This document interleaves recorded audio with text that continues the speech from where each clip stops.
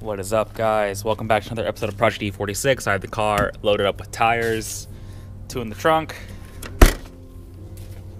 4 in the back seat,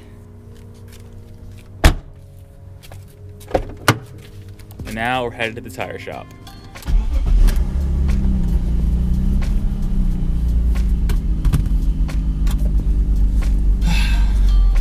So, have a bunch of corded tires behind me, as you can probably see. And I'm headed to the tire shop because I have a drift event coming up very soon, so I need to get some fresh tires put on these drift spares so I can go sliding. Now, I have to say, one of the most common questions I get around drifting is, how many tires do you go through at a given drift event? Because, I mean, this is a stock power E46. It's not a total tire slayer, but you know, once you get going, you know, you're pretty much keeping the tires spinning through a whole lap of the track at some point. So you're getting a lot of wheel spin and a decent amount of wheel speed through those tires. And if you've watched my videos, you see I go through an average of like 5 to 6 tires per event.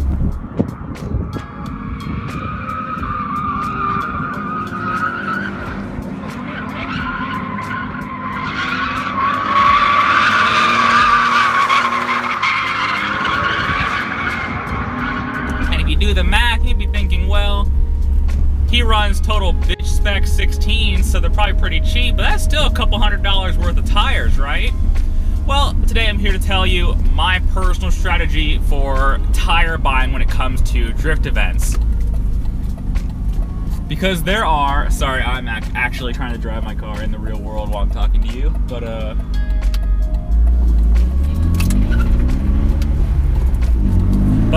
there are a couple of common strategies when it comes to tires and tire conservation and really budgeting when it comes to drifting. Now, if you watch the more established drifters, the Adam LZs, the Taylor Rays, guys like that, they will almost always say it is way more worthwhile in the end to buy good new tires, and they usually have a specific tire or brand that they really like. I'm on the other end of the spectrum, where my personal strategy is to always buy inexpensive used tires. And the issue for me is twofold. One, there is the initial lower cost of entry buying a used tire versus a new one. And there's also the power thing. My car with 190 horsepower just is not a tire killer. And I actually have the problem, oh man, people cannot drive.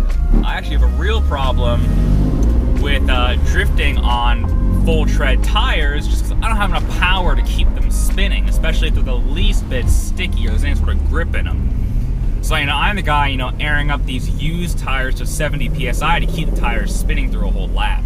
Man, first time I had to turn the AC on in a while. Listen to those rev shift mounts shake the crap out of the car. Yes, what I was saying is my personal strategy for tires when it comes to drifting is to buy the cheapest used ones I can find with a decent amount of tread. And as I mentioned, if you give me a full tread tire, I'm actually gonna have problems keeping wheel speed up just because the car doesn't have much power and it's pretty heavy, so it's just wanna grip up and straighten out.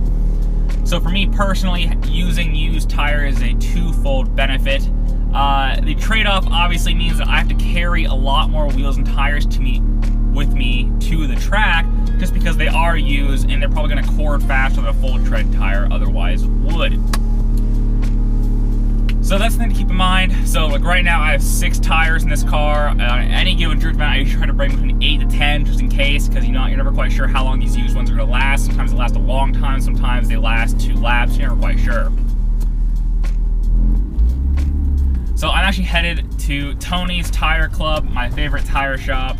They're located in Westminster, California. I called Tony this morning and said, hey Tony, I need to get some drift spares. What do you have in 16? And he said, no problem fam, I got you. I actually have 6 used tires in pretty good shape. So these are the 6 I picked up from Tony. They're actually in pretty good shape. So when I go to Tony, I usually pay between $20 to $30 per tire installed for a used tire. So if we do the math, I'm going to be dropping about $120 to $150 on 6 used tires, which is obviously way cheaper than even buying 2 new ones. Unless, of course, you buy really crummy new tires, then at which point you kind of ask yourself, is that any better than buying a decent brand tire that's used? So it's kind of a balancing act. But for me personally, this is what seems to work well. I have tried going the legit route and putting a decent tire on the back of this car, brand new, and I just had that problem where I literally was kicking the clutch over and over and over again. I couldn't get any wheel spin, and after a while, I was more likely to burn my clutch up than I was to get those tires spinning, and that's not good, useful, or fun when you're drifting. Now, the alternative I have done is sometimes when I call Tony, he does not have any tires readily available. Of course, when you're buying used like I am, that's the risk you run. So when it comes to buying tires from Tony, I kind of say, hey, this is roughly the size I need, but I go with the expectation that I can be plus or minus 1 or 2 sizes, just because when you're buying used for a buddy, you kind of work with what you got. The alternative is to go on like Craigslist, OfferUp, and Facebook Marketplace and just try and search out used wheels. This has been a mixed bag for me personally. It's the same basic strategy of buying a really cheap used tire. But again, you kind of run into the same issues. I bought a pair of used tires that were decently priced. They were about 15 bucks each, which was fair, but then they only lasted 1 lap because I didn't check, and they were actually so old production date wise, they just, as soon as I mounted them on the wheel, they were just done. And that ended up being a total waste of time and money. But there have been other times when the things like Craigslist, Facebook Marketplace, and OfferUp have been of great value to me. For example, I found a tire shop that was closing, and they had 20 tires, all in the exact size I want. They were Continental tires. They were a decent all-season tire with good tread. They were just takeoffs they couldn't sell. And so in that case, I ended up buying a ton of tires for that guy. I think I bought like 10 in one go, and I sent a couple friends his way, I think, who ended up buying the rest of them. And so when you have instances like that, it ends up working out quite well. But again, that's just the risk you run. Sometimes things are gonna work out really well when you're buying used stuff, and sometimes it's just not gonna be worth your while in the end. So I guess you need to ask yourself, when you're buying tires for your drift missile, how much power do you have, and how much time and carrying capability do you have? Like, I'm pretty lucky that this car can fit a decent amount of tires, and more often than not, when I go to drift events, my friends also go, and one of them has a truck who often brings a trailer, and so I can just kick him some gas money and put even more tires in his truck. If I didn't have access to that, obviously I have to reconsider my strategy. For example, if I had a smaller car, like a Miata that could only fit 2 or maybe 3 wheels in it, you need to kind of balance that out. But you also have to keep in mind, like, hey, do I have enough power to spin in these brand new full tread tires? And I think that's all I got for this episode. I'm gonna cut to, oh man, traffic is bad. I think that's all I got for this episode. Just something to keep in mind when you are drifting your car, when you're first getting started, is that, you know, once you kind of have your car set up, like I have this car set up, it's decently reliable now. Your biggest, you know, variable and expense is really going to be your tire management, your consumables, as it were. You know, just like road racing, autocross, or anything else, drifting has consumables. It's just the only difference is it's 99% of the time going to be wheels and tires.